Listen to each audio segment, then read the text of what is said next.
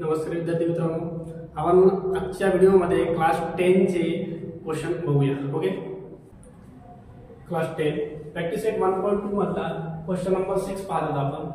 आपल्याला डायग्राम दिली आहे, ह्याच्यामध्ये एम दिले आपल्याला 25, एनपी 40, एमक्यू 14 आणि क्यूपी आपल्याला फाइंड आउट करायचं आहे. तर या ठिकाणी आपल्याला हा जो आहे एनक्यू हा काय आहे, अँगल बायसेक्टर आहे. कुणाचा? अँगल एमएनपी चा. तर इथे आपल्याला अँगल बायसेक्टर थेरम यूज करता येतो. आपल्याला पहिल्यांदा स्टेटमेंट लिहावं लागेल, ray NQ is the bisector of angle MNP. Angle MNP ची ही रे बायसेक्टर आहे. ओके, तर आपल्याला by using angle bisector theorem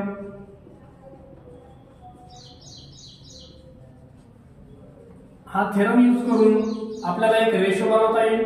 हा रेशो आपला बघा, जर आपण एम पासून सुरुवात केली आहे तर एन बघा, एम पासून एन कडे आलो, एन पासून पी कडे जायचंय एन पी.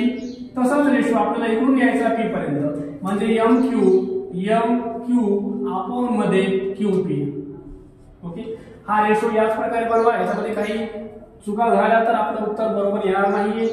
एमएन आपल्याला दिलंय किती आहे, 25 अपॉन एनपी आपल्याला दिलंय 40 इज इक्वल टू एमक्यू आहे 40 आणि क्यूपी आपल्याला फाइंड आउट करायचं आहे. ओके, आता हे क्यूपी आपल्याला क्रॉस मध्ये इथे घेता येईल, म्हणजे QP is equal to 14 into 40 upon मध्ये हा 25 डिनॉमिनेटरला जाईल.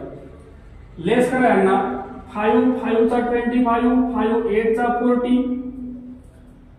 आता काय करू आपण, QP इज इक्वल टू 14 8 चा 120 112 अपॉन मध्ये 5 ला लेस करून टाका.